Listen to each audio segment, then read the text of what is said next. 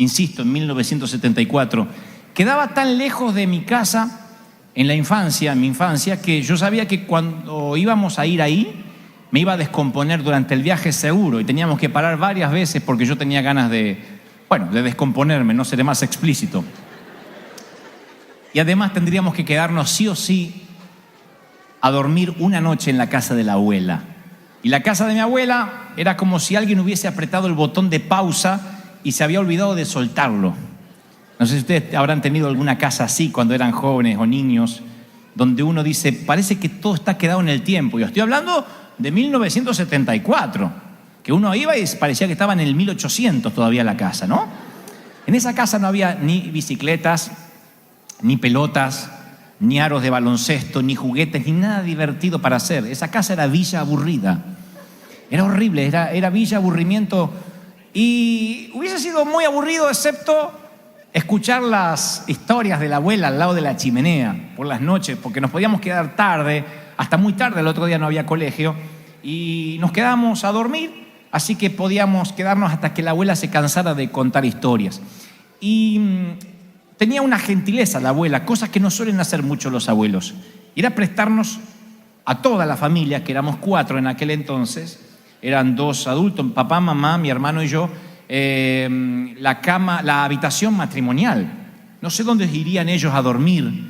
El abuelo se quedaría masticando tabaco toda la noche en la silla mecedora, supongo.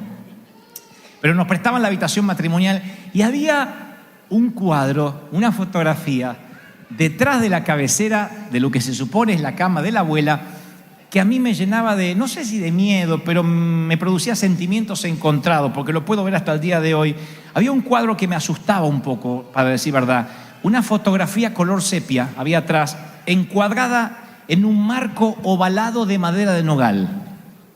Eso hacían los abuelos antes. Una fotografía de estudio, pero un cuadro ovalado así, donde había un hombre horrible, que alguna vez conté, una pareja misteriosa que ocupaba la cabecera de la cama de la abuela. El hombre estaba de pie, así durito, con esta posición así. Y acá en la silla una señora con un horripilante sombrero que jamás voy a olvidar. Y yo decía, quiero que apaguen la luz, porque no puedo dormirme con esa imagen. Y al día siguiente, recuerdo que le pregunté a la abuela quiénes eran. Y la abuela, pues no se parecía ni al abuelo ni a la abuela. Y me dijeron, bueno, ese que está ahí es el abuelo de tu papá, don Francisco Goebel. Y me empezó a contar historias de cómo había peleado en la guerra en Alemania. Y cómo después de la guerra, que había quedado medio loquito, ahí ustedes están entendiendo algunas cosas hoy. Y mientras mi abuela hablaba, mi día aburrido o mi visita en blanco y negro se transformó en un Oscar Monet a todo color. De repente todo cobró sentido, todo tenía como cierto sentido, porque en primer lugar me enteré que yo provenía de algún lugar, que yo venía de algún sitio. Me enteré por primera vez que todo no empezó desde que yo nací. Uno tiene a veces esa sensación infantil. Me enteré también que ese abuelo, don Francisco, murió de tuberculosis muy joven. Ustedes dirán, ¿y por qué te acuerdas de tantos detalles? No solo porque era días antes de la Navidad, sino porque descubrí de dónde venía. Todos necesitamos saber de dónde venimos. Cuando me di cuenta de que era parte de una historia muy grande, empecé a tratar de buscar los espacios blancos para llenar. Me preguntaba, por ejemplo, por muchos años, me preguntaba si el bisabuelo que había visto en la foto, en realidad era tan rudo como parecía el retrato, o tal vez en el fondo era un buen hombre, era tierno. No sé, mi abuela no me pudo contar mucho. Me pregunté muchas veces si él se imaginó que alguna vez alguno de sus hijos iba a emigrar para la Argentina, y si se preguntó alguna vez si tendría un bisnieto como yo. O se revolcaría en la tumba. Me pregunté muchas veces si la guerra lo habrá afectado de algún modo. La abuela decía, sí, estaba loco. Yo no estuve en ninguna guerra y más o menos estoy igual, así que... Me preguntaba si habrá habido artistas también en la familia de los alemanes o simplemente los habrá habido en la familia de mamá. Y es como las preguntas de la Biblia. Es como esos agujeros que hay en la Biblia sin resolver. Cuando yo leo las Escrituras me pregunto, yo sé que no son preguntas muy profundas, para hacer en un seminario de teología, pero me las pregunto al fin porque estoy loco como el abuelo que estaba en la guerra. Yo me pregunto, Eva, ¿habrá comido frutas otra vez? Noé, ¿dormiría durante las tormentas? ¿Ah? Jonás, ¿habrá comido pescado después de salir del pez o el solo olor lo descomponía? No, yo estuve adentro de uno, no quiero comer pescado. Moisés, ¿evitaría toparse con la zarza por miedo a que se le prenda otra vez y lo mande a otra aventura? ¿Cómo habrá enfrentado la muerte la segunda vez Lázaro? Pero hay un personaje en la Biblia que aparece y desaparece tan rápido que deja un montón de preguntas sin responder. Ni los teólogos más eximios pueden responder. Es un actor de reparto fundamental en el guión de la historia y su papel es muy preponderante en el primer acto de la historia y después vuelve a aparecer cuando Jesús tiene 12 años de edad. Se le pierde el niño en el templo y después desaparece de la Biblia. José, el padrastro de Jesús. Siempre me llenó de preguntas, ¿cómo lo vivió? Porque uno se centra en María y José. José aparece solo en 2 o 3 ocasiones y luego desaparece y me llena de preguntas, casi como cuando veía la foto color sepia en un marco ovalado de madera caoba de don Francisco Gebel. Me pregunto un montón de cosas, ¿qué fue de él? ¿Qué pensó cuando su mujer se embarazó y dijo, fue el Espíritu Santo? Mire si tu esposa te hace eso. Pero no aparece José en las bodas de Caná con su mujer, ni con Jesús. No aparece cuando Jesús hace milagros. No estará tampoco al pie de la cruz. Todos presumen que para ese entonces José ha muerto. Pero todo está librado a la especulación. La Biblia no dice que José murió necesariamente ni cuándo. Ahora, ¿qué pregunta les haces a Dios cuando estás en algo más grande que tu propia historia? Como José. ¿Qué pregunta le haces a Dios cuando sabes que formas parte de algo que es más grande que tú mismo, que no se trata de ti, como en el caso, insisto, del padrastro de Jesús? ¿Qué le preguntas a Dios cuando sabes que formas parte de algo importantísimo, pero vas a aparecer y desaparecer cuando el guionista lo decida? Porque a nosotros nos gusta, Señor, úsame para las multitudes, levántame como pastor, hazme un empresario. Y si Dios te dijera, no, un simple mayordomo, vas a ser un padrastro de la cosa. Vas a entrar en escena y te desapareces y nadie sabe de ti. Formas parte, por supuesto, de lo que quiero hacer, pero la gente te olvidará. Casi no te recordarán la Navidad a excepción de un acto escolar, de un acto en el colegio o en una iglesia donde alguien hará de un tímido José, nada más que eso. ¿Qué pregunta les haces a Dios cuando sabes que solo es un actor de reparto? Digo a todos los que nos encanta ser protagonistas. ¿Qué pregunta le haces? ¿Tienes dudas? Yo estoy seguro que sí. ¿Qué se te cruza por la cabeza? ¿Qué se le cruza por la cabeza a José en Belén, por ejemplo? Estoy hablando de José fuera del establo, donde su mujer le pide quizás, déjame a solas un momento. Y él tiene como único testigo el cielo colmado de estrellas. Y tiene un montón de dudas y dice, hice lo que pude hacer, calenté el agua, pero no le pude dar ni a mi esposa una cama. Qué mal marido que soy. Ni siquiera pude darle a mi esposa embarazada una buena almohada. Puse de almohada la manta de mi burro. La puse entre el establo maloliente de animales y eso no está bien. Él siente que lo que sabe hacer es poco para lo que está ocurriendo. No le pudo dar un hotel, un motel, un hostal a su esposa y camina bajo las estrellas y tiene un montón de preguntas. Yo supongo que habrá orado diciendo, mi hijo naciendo en un establo, eso no lo hubiese imaginado. Una cueva con ovejas, con burros, con heno, con paja. Cuando dijiste que nacía el Mesías, yo nunca me imaginé andar con una mula cansada, una pila de leña y una olla de agua tibia. Esto no era lo que quería para mi hijo. Y ahí Dios creo que responde, ¿perdón? Algunos ya están entendiendo por dónde voy, ¿no? No te entendí la oración. Esto no era lo que quería para mi hijo. Y Dios le dice, me parece que te confundiste, no es tu hijo, es mi hijo, no tuviste nada que ver. Eres un actor de reparto, no es tu hijo, es mi hijo. ¿Te olvidaste? Eso es una respuesta que uno no quiere oír de Dios. Y José la tuvo que oír. No es tu hijo, es mi hijo. A mí me ha pasado un montón de veces, porque así somos todos como José. Nos adueñamos de todo lo que decimos que solo vamos a administrar. Decimos, yo sé que mi familia no es mía. Y un día Dios nos pide los hijos y los estamos negando. Yo sé que lo que tengo no es mío. Y un día nos piden una ofrenda sacrificial. Es que yo no puedo poner, yo tengo que bogar por mi familia. Y Dios dice, ¿quién? Perdón. No, es que yo no puedo porque está bien, yo ofrendo en la iglesia y los regalos de Navidad, yo soy el que provee las cosas para mi familia. ¿Cómo? No te entendí, padrastro. ¿Y por qué nos adueñamos de las cosas? ¿Por qué nos ponemos mal cuando la salud se pone frágil? Es que a mí no me gusta perder mi salud. ¿Tú qué? No me gusta pasar problemas económicos porque yo quiero tener mi casa sin que falte nada. ¿Tú qué? Somos tan particulares para eso. Yo tengo una filosofía. Cuando hay alguien que dice, me siento mal porque fracasé, significa que si hubiese tenido éxito, la gloria también se la hubiese llevado él. Cuando alguien dice, yo sé que le fallé al Señor, fracasé en esto. Si te llevas los fracasos, significa que también te hubieses querido llevar el éxito. Por eso Dios no te lo dio al éxito.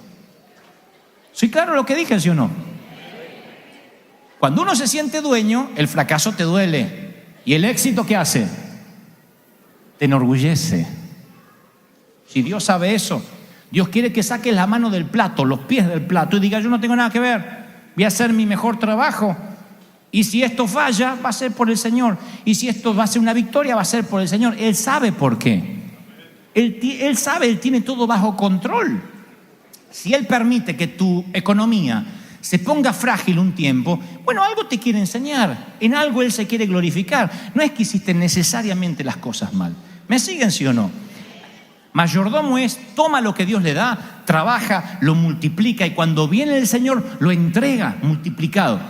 Pero no somos dueños de nada. Y José, cuando reclama, pero ¿cómo puede ser que mi mujer está acá? Aunque la Biblia no lo dice, yo creo que él oró.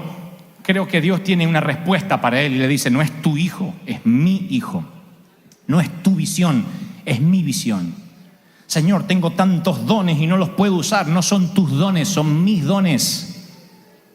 Yo a veces escucho gente que dice, yo tengo todos los dones del Espíritu, tengo tal don. Yo no tengo ningún don, nunca lo tuve. Lo que tengo son talentos.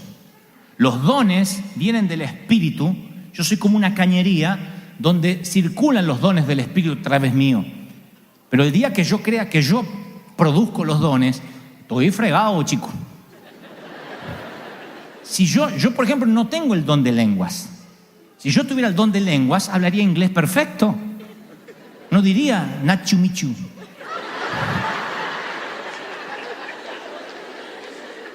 Si tuviera el don de lengua, hablaría portugués, francés, sudafricano. Pondría en mi casa, se hacen traducciones a todos los idiomas, porque yo domino el don, no es mi don.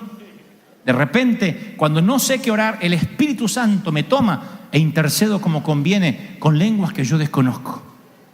Si yo tuviera el don de sanidad, no estaría acá, tendría un cartel en la puerta de mi casa, se sana gente. Si yo tuviera el don de profecía, yo sabría el futuro de todos, pero no es algo que yo manejo.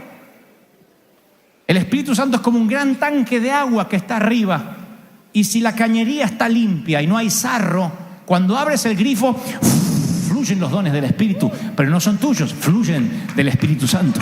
¿Me siguen, sí o no? Fluyen. Yo no puedo tener, no sé, el talento de la comunicación, el talento de vestirme con saco rojo, pero los dones son del Espíritu Santo. Y puede fluir no ninguno, o pueden fluir todos. Eso es ser mayordomo.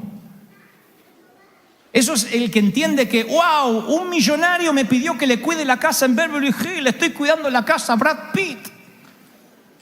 Y me dijo que puedo comerme lo que hay en la nevera, usar los autos, menos Angelina Jolie, puedo tocar todo.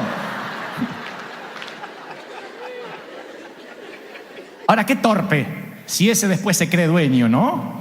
O se va a caminar a la alfombra roja pensando de que él ganó las estatuillas del Oscar. Qué torpe. Pero así somos nosotros. Así que cuando uno es padrastro, punto. Uno es padrastro de la visión. Uno está allí porque es un actor de reparto. Cuando dice te vas, uno se va.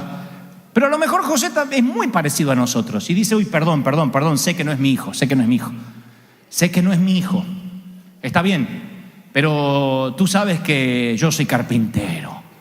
Y como carpintero yo me dedico a lograr que las cosas encajen.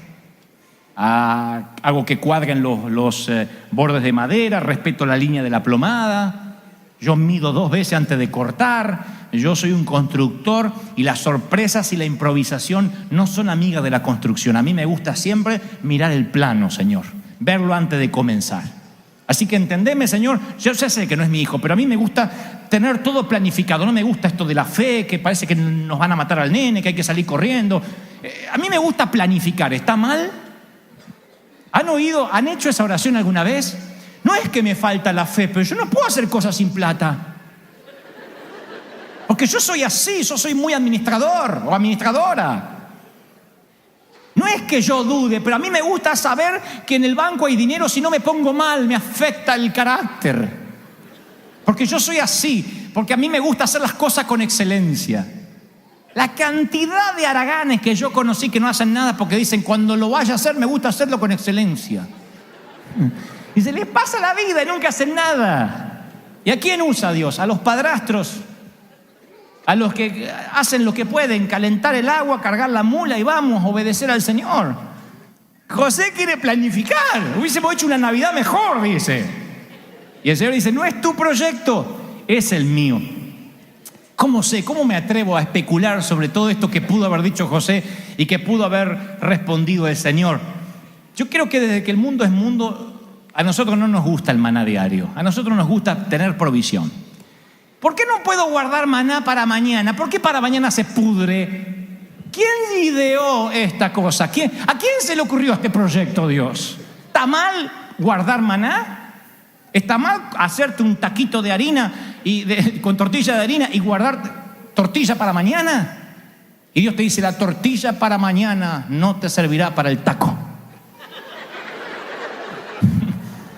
Todos estuvimos parados donde estuvo José, atrapado entre nuestra lógica y lo que dice Dios. Hicimos lo que Él dijo que hiciéramos, pero luego cuestionamos el método. No nos gusta cómo Dios actúa.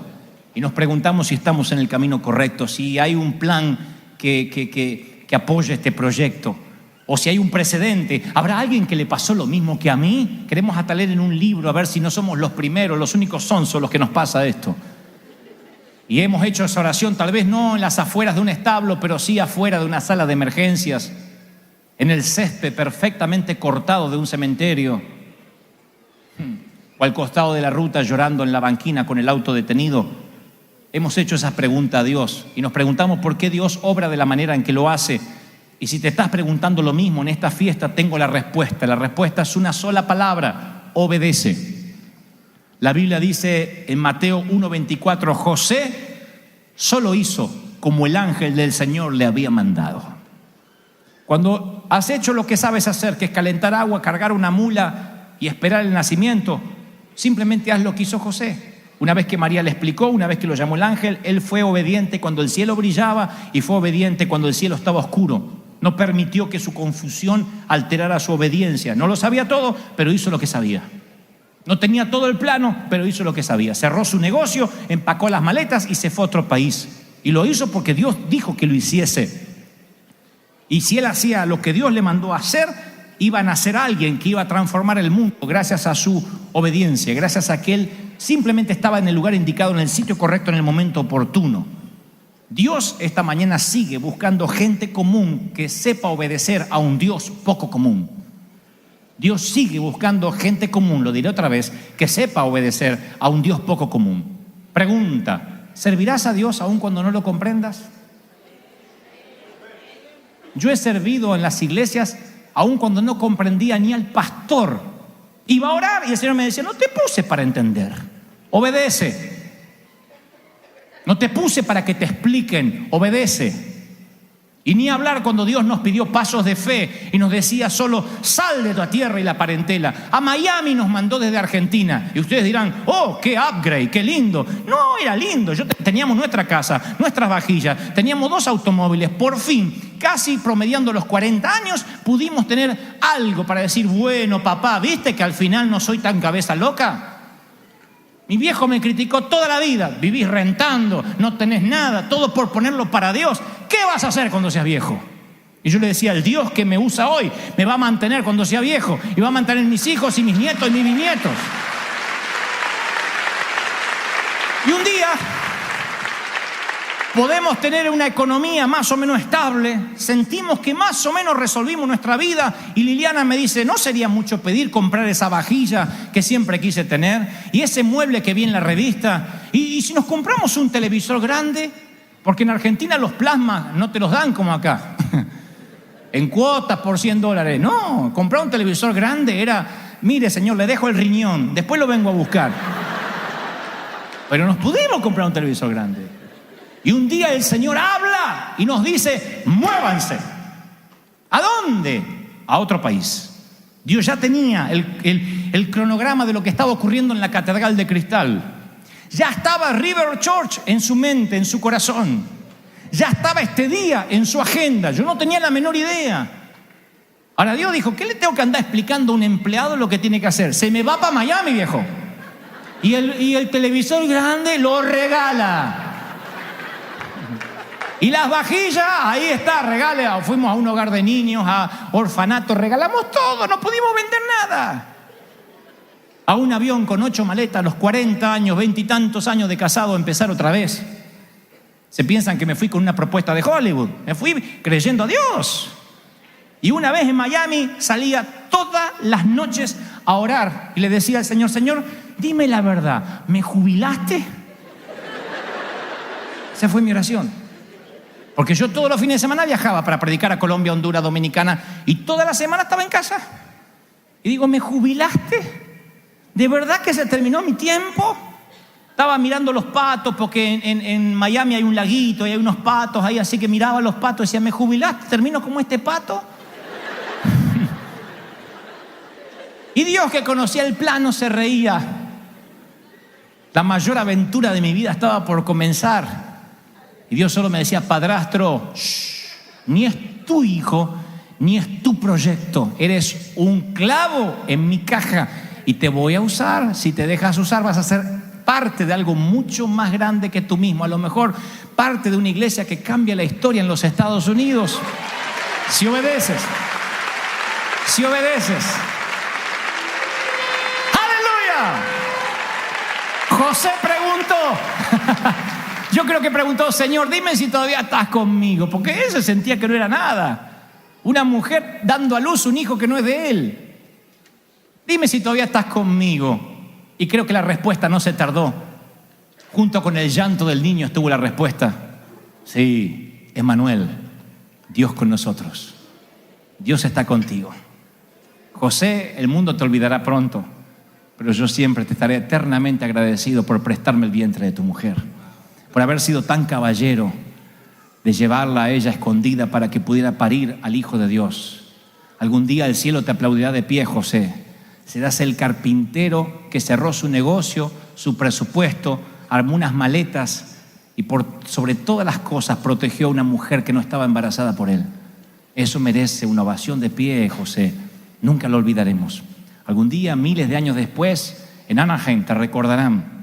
Y al recordarte a ti sabrán que muchos de ellos también son padrastros. Nada más que se han querido ser padres. Nada más que se han hecho dueños de los proyectos que no les pertenecen. Si tan solo aprendieran de ti,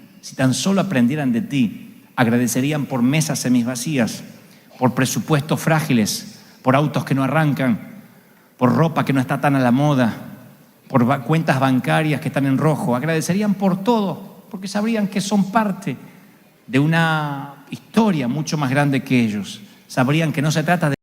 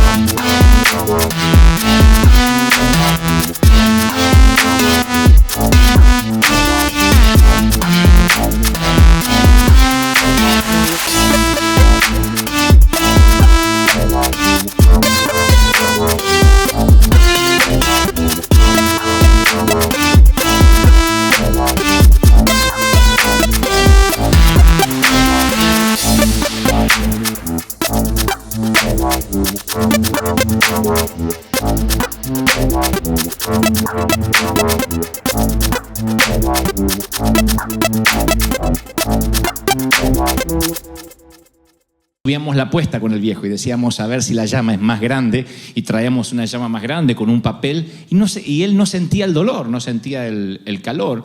Y recuerdo siempre eso y le pregunto de tanto en tanto al viejo si realmente no sentía el dolor. Dice, no siento nada. Los callos son tan gruesos que me insensibilizaron al dolor y por supuesto la piel. Gente que trabaja en Etiopía o en Somalia dicen que también tienen que encallecer su alma.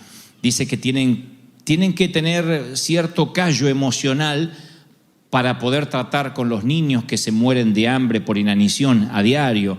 Si no te terminas enfermando y no puedes continuar con la tarea. De allí que la constante exposición o contacto con lo profano o con lo sagrado siempre produce callosidad en el corazón humano. Lo peor no son las cosas feas a las cuales uno se tiene que acostumbrar porque dices, bueno, sabes, me toca lidiar con la basura, trabajo de recolector de residuos. O dices, me toca convivir con estos olores porque trabajo con la pintura. Pero ¿qué tal si nos acostumbramos, como digo siempre, a lo sagrado? ¿Qué tal si lo que Dios ha hecho en el año nos parece natural? O lo que es peor, creemos que Dios de algún modo nos lo debía.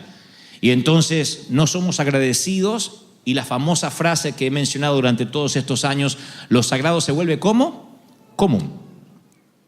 Y nos hacemos callos espirituales, que son peores que los emocionales.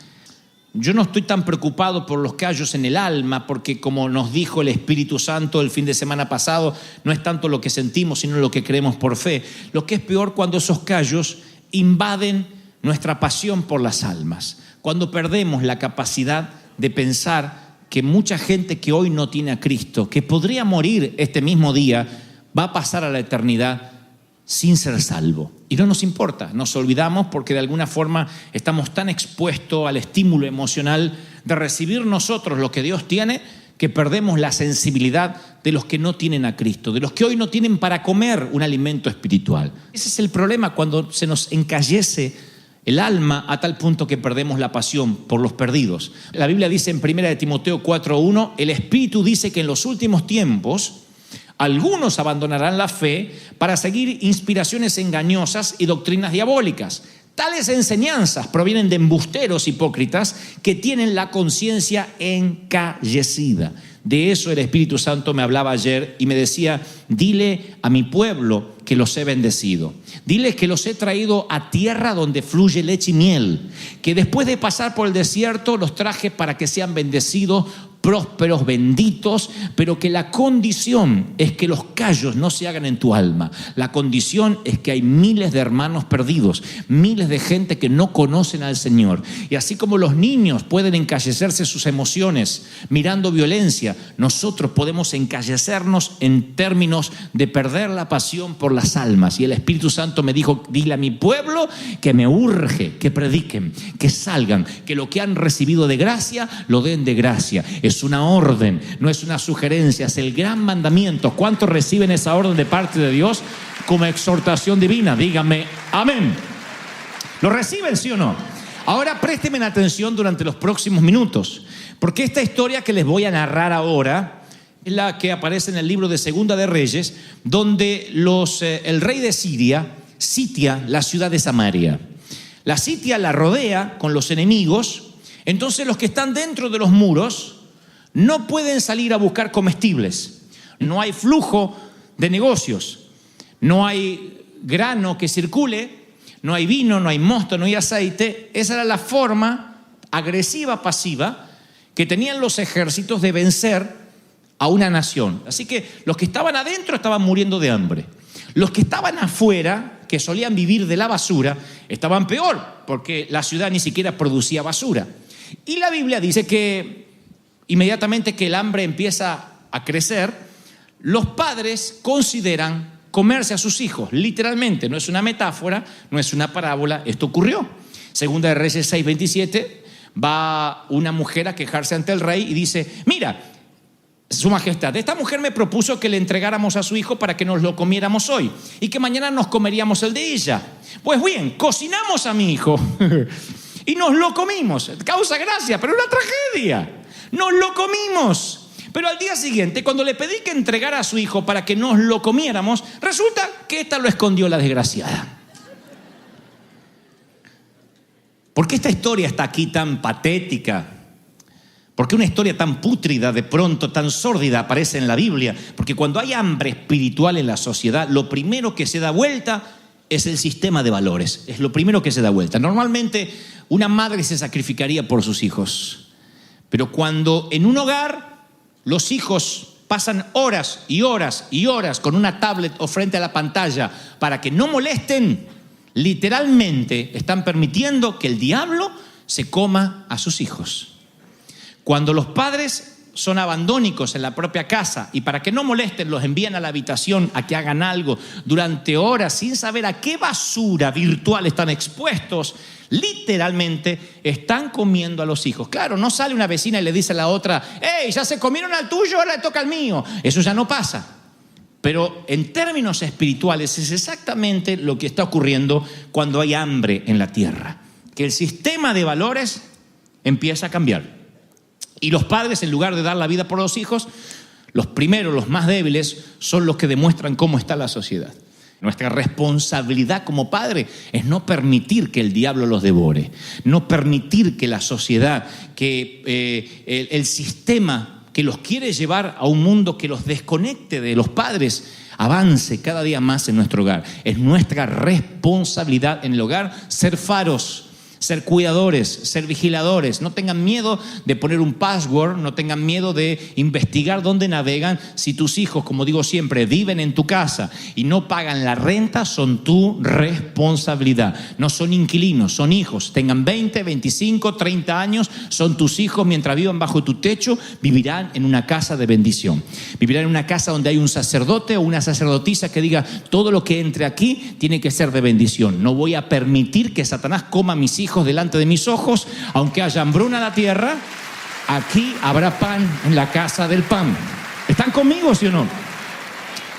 Y una de las lecciones que aprendo de esta historia es que cuando hay hambre, Dios siempre usa a la gente que no tiene nada para perder. Gente que dice, Señor, yo estoy dispuesto a que tú me uses. La Biblia narra en 2 Reyes 7:3 que ese día 4 hombres que padecían de la lepra estaban sentados en la entrada de la ciudad, estaban fuera de los muros. Y dijeron, ¿qué ganamos con quedarnos aquí sentados esperando la muerte? No ganamos nada, porque si entramos a la ciudad nos vamos a morir de hambre como el resto. Si nos quedamos aquí, también nos vamos a morir, porque esto ni basura tiran. Así que ¿por qué no caminamos hacia los sirios, hacia los enemigos? Y si nos perdonan la vida, viviremos. Y si nos matan, bueno, apresuramos lo que tarde o temprano nos va a pasar. Esa es la ventaja de estar fuera de la ciudad, de estar abajo y afuera. Esa es la ventaja cuando no tenemos nada que perder. Mi querido, no hay nadie más peligroso que alguien que no tenga nada para perder. Hace muchos años, en el año 91, yo era un jovencito, pobre como una laucha, una rata, no tenía nada. Nunca fui rico, pero en ese momento no teníamos ni para comer. Y recuerdo que el Espíritu Santo me dijo, si yo puedo usarte el resto de tu vida como cuando nunca tenías nada para perder, no tendrás límite. Cuando crecemos y creemos que tenemos que proteger algo, ahí es cuando dejamos de ser útiles para Dios. Entonces a veces Dios nos tiene que llevar a situaciones límite para que entendamos que dependemos del Señor. No dependes de tu crédito. Y si tú dices, no, yo sé que no dependo, pero es importante. Tan pronto lo digas, Dios es tan celoso que algo te lo va a arruinar al crédito. Alguien se va a olvidar de pagar algo te va a pasar, o vas a tener algún revés donde el crédito va a ser... Y todo el mundo, los adoradores del Dios crédito, te van a decir, ¡ay, está fregado! Y no te estoy diciendo que no seas buen administrador. Lo que te digo es que si de pronto en tu cronograma de vida el crédito empieza a ser lo primero, Dios te va a llevar a una situación límite en que entiendas que no tienes nada para perder. Y cuando no tengas nada, Él te va a decir, ahora sí puedo usarte, ahora sí dependes de mí, ahora que no tienes nada y que lo único que te resta es orar, ¿de verdad crees que yo puedo glorificarme en ti? ¿Cuántos lo creen? Dígame amén. Así que hay 4 tipos, 4 leprosos que están fuera de la ciudad y no tienen nada para perder. La segunda cosa que yo entiendo aquí, y ahora vuelvo de los callos, es que Dios siempre usa gente que esté dispuesta a morir, pero marchando hacia adelante. Siempre. Y esto te lo voy a decir, nunca te lo olvides, un consejo de hermano a hermano. Si vas a morir, que sea marchando hacia adelante. Si vas a morir, si te va a ir mal, que sea avanzando como los samuráis. Muere en el intento de pelear, no de retroceder. No hay peor cosa que te maten por la espalda. Hay gente que se sienta en las afueras de la ciudad y se deja morir porque no ve las señales espirituales. ¿No será, pregunto, no será que Dios permitió que pases esa crisis económica para que con claridad oigas las señales de lo que Él te está pidiendo que hagas, para que cuando empieces a marchar, Él luego traiga la economía que estabas esperando? ¿Me siguen, sí o no? ¿No será que Él permitió que esa enfermedad, no digo que Él la trajo, el Dios no genera enfermedades, pero que de alguna manera esa enfermedad vino como para darte un golpe, un shock, y entender que así te puedes quedar sin nada, incluyendo la salud, de un día para otro, si no dependes de Él? Y en cuanto te das cuenta que dependes del Señor, ¡wow!, eres sano inmediatamente. Tomas la victoria que el Señor te dio en la cruz, pero ahora entendiste de que tienes que marchar, que no te tienes que detener. Oigan, no te tienes que detener. Que el Señor te hace trabajando. ¿Cuántos lo reciben? Dígame amén. Que el Señor te halle marchando, batallando, avanzando. No te quedes quieto. No te detengas, sigue luchando. La primera derrota es darte por vencido. Decir, no puedo más. Mira el hijo que me tocó. Mira el marido que tengo. Mira la esposa que tengo. Mira el jefe que me tocó. Miren el pastor que está ahí. Cuando te das por vencido, esa es la primera derrota. Entonces lo que tienes que pensar es, ¿qué es lo peor que podría pasarme? Esa fue la filosofía de los leprosos. ¿Qué es lo peor que nos puede pasar? No dijeron, vamos por lo mejor. Dijeron, ¿qué es lo peor? Acá nos morimos. Si entramos adentro, se están comiendo los hijos. Si salimos afuera y tal vez nos ven leprosos y nos empiezan a matar antes que lleguemos para no contagiarse, lo que sea, vayamos a marchar, vayamos adelante. Pero si nos quedamos acá es una muerte segura. Alguien tiene que oír esta palabra. Si te quedas como estás, es una muerte segura. Va a cambiar el mes, va a cambiar el año y es una muerte segura si no empiezas a marchar. Hay algo que tienes que empezar a hacer. Hay un paso que tienes que empezar a dar. Tienes que dar uno y el otro y el otro y el otro. Hay algo que tienes que empezar a hacer. Tú dices, pero no tengo las garantías. Pero si te quedas, tampoco tienes garantías de que las cosas te van a ir bien. Tienes que dar un paso de fe. Nada se logra si no corres un riesgo. Nada. Tienes que arriesgarte. Hay gente que no toma decisiones, son los hijos del rigor. O no son ustedes padres, la mayoría conmigo, y no saben que hay hijos que entienden a la primera y hay otros que son hijos del rigor. O a mí solo me tocó hijos que hay que amenazarlos para que hagan las cosas. Todo el mundo junta la ropa, todos juntan sus calzones, todos doblan la ropa, todos se lavan la cara, todos se sacan las lagañas desde chiquitos. O algunos tienen que decir, anda, lavate la cara otra vez, desgraciado. Porque no tocan los jueguitos, ¿sí o no? O no hay padres acá que les confiscan las tablets para que hagan las cosas que tienen que hacer. Porque son los hijos del rigor. Y solo en las situaciones límite entienden, juntaré el calzón. Sí, hijo. La Biblia dice que cuando los leprosos empezaron a caminar, los sirios escucharon como estruendo de muchos carruajes, de caballos, de grandes ejércitos que venían contra ellos. Eran 4. Eran 4 que caminaban así, leprosos, pobrecitos, pero Dios les amplificó los pasos. Cuando das un pequeño paso de obediencia, el Señor siempre lo amplifica, lo hace ver más grande para que el enemigo tenga miedo que hay alguien que ha tomado la autoridad y le ha creído a Dios. ¿Lo reciben, sí o no? Siempre Dios amplifica tus pasos. Solo das un paso y en el infierno se siente ¡buh! Es un talón de oso. Das otro paso ¡buh! Y la sociedad empieza a conmocionarse. Siempre son pequeños pasos, siempre. Yo recuerdo la primera vez que fuimos a rentar un estadio, jovencitos, dimos un paso así de fe, flaquito, y de pronto toda la sociedad conmovida, la prensa. Yo dije, ¿qué pasó? Dios amplificó. No hay mejor agente de prensa que el Espíritu Santo. Cuando obedeces, tus enemigos tiemblan, y aunque vengas solo, vienes en el nombre del Señor de las multitudes, el que te dio la autoridad. Tienes el mismo poder que resucitó a Jesús de la muerte. ¿Sí o no? Siempre. Así que, he aquí el punto. Llegan los leprosos y la Biblia narra que los enemigos, los sirios, que sintieron los pasos amplificados, juntaron lo poco que pudieron del susto y salieron corriendo en ropa interior a la tierra del nunca jamás, dejando todo el botín, la comida. Así que estaban toda la comida allí y llegan los leprosos, no hay gente, está toda la comida y allí, este es el punto que el Espíritu Santo me hablaba ayer. Dice, cuando los leprosos llegaron a las afueras del campamento, entraron en una de las tiendas de campaña. Después de comer y beber, se llevaron plata y oro y ropa. Y después fueron a esconderlo todo. Imagínense, fueron a esconderlo todo porque ellos vivían de la basura de la ciudad. No lo dejaban entrar a la ciudad, eran leprosos, eran inmundos. Así que, ¿qué van a andar compartiendo? Escondieron toda la comida, dijeron, acá tenemos para comer. Los de la ciudad, estos tontos, no van a salir nunca porque piensan que están sitiados todavía. Que se sigan comiendo los hijos. Aparte, algunos hijos hay que comerlos a esos. Nunca van a salir.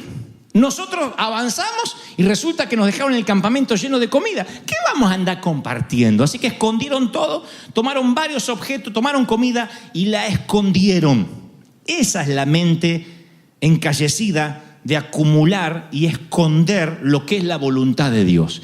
Cuando estuve en Israel, conocí el Mar Muerto. Es un mar o un lago que es un callejón sin salida. Solo libera su ingreso de agua a través de la evaporación. Y no tiene corrientes de agua, ni tributarios de flujo o rastro de vida en sus costas. Es un mar muerto. Y la iglesia puede convertirse en eso, en un montón de leprosos o ex leprosos que amontonan comida y que corremos el riesgo de la entropía, del estancamiento y además del mal olor del agua estancada. ¿Saben dónde hay más mal olor? Donde el agua está quieta. ¿Saben dónde hay más chismerío? Cuando no estamos haciendo nada, cuando no estamos predicando, cuando no estamos saliendo, cuando no hay visión. Entonces somos como un mar muerto, escondiendo comida. ¡Ay, qué palabra Dios nos trajo el domingo! ¿Qué vas a hacer el lunes con esa palabra que Dios te dio el domingo? Cuando tú escondes comida, te encalleces espiritualmente. No tiene salida. Ustedes han visto que la gente, las personas somos como las esponjas. Las pones debajo del agua y se satura. Y después la puedes poner todo el día debajo del agua y ya no absorbe más. Para que la esponja absorba más, ¿qué hay que hacer? Estrujarla. Estrujando, sirviendo. Es la única forma de recuperar tu capacidad de absorción. Dice, Señor, di todo, no puedo más. Oigan, cuando te sientas deprimido, ve a ayudar a alguien que está triste. Van a ver cómo resulta. Pero tú dices, ¿cómo voy a ayudarlo? Y yo, no morimos los dos. No. Cuando estás triste, busca a alguien que esté triste. Dile, te quiero bendecir. Vas a ver cómo al estrujarte lo poquito que te queda y se lo das a esa persona, recuperas tu capacidad de absorción y el flujo del Espíritu viene. Pero si esconde comida, porque dices que no tengo, haces que la cosecha no venga en tu vida. Es un principio espiritual. Es como aquel que dice, conté la plata y no voy a diezmar. ¿Cómo voy a diezmar? Encima que no tengo que sacar el 10%. Entonces cuando haces eso te cierras a lo que Dios quiere hacer y menos te va a quedar. Tienes que entender que tienes que dar para recibir. Es el principio del reino de Dios. Estrujarte, dar lo que tienes.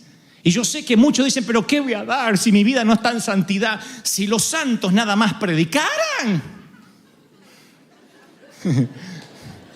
Yo no estaría acá, ustedes no estarían acá y no me miren con esa cara de hipócrita porque tampoco estarían acá.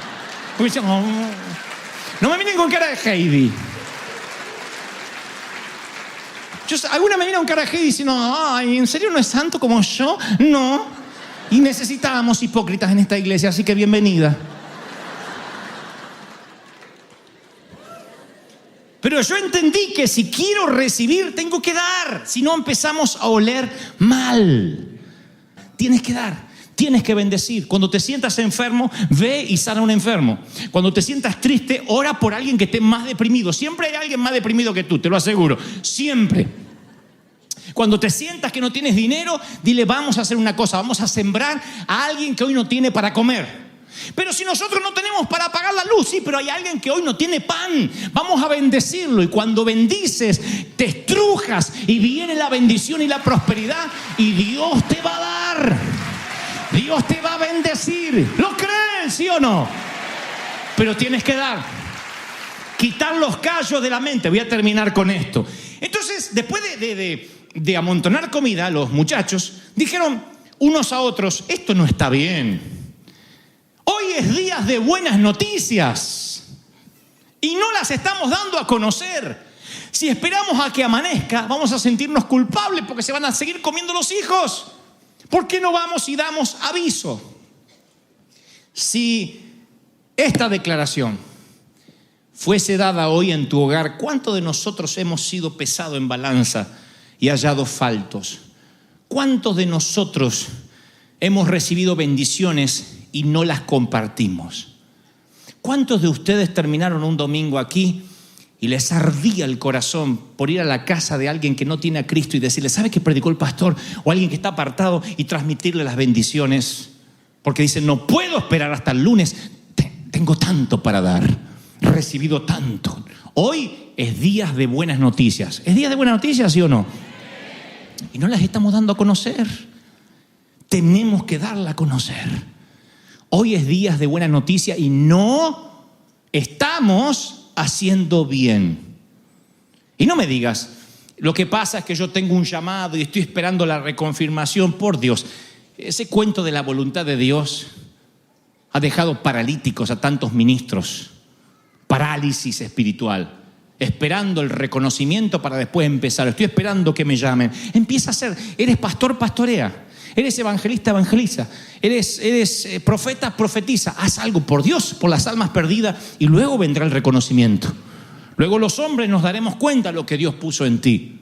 Pero empieza a hacer algo, porque de otro modo te vas a quedar paralizado, con maná infestado, como mar muerto y como una esponja tan llena de agua que ya no puede recibir más.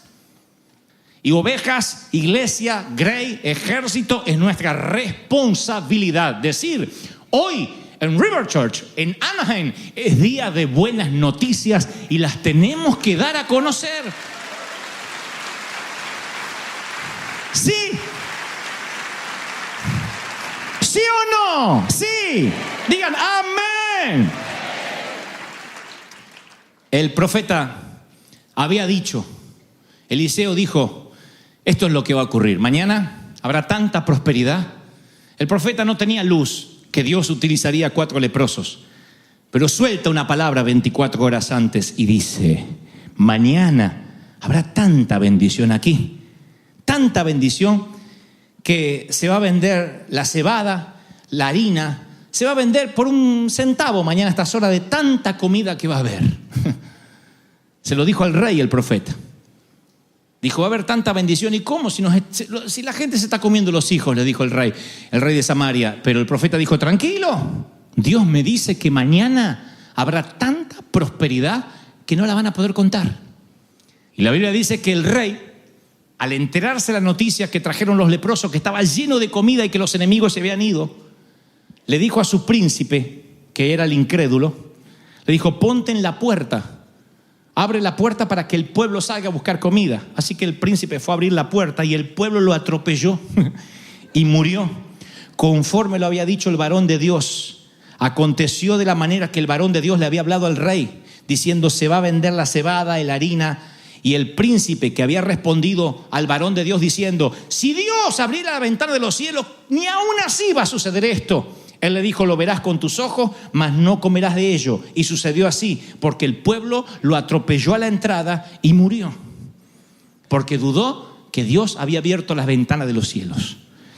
La incredulidad atenta contra Dios, y Dios le ha dicho a este pueblo: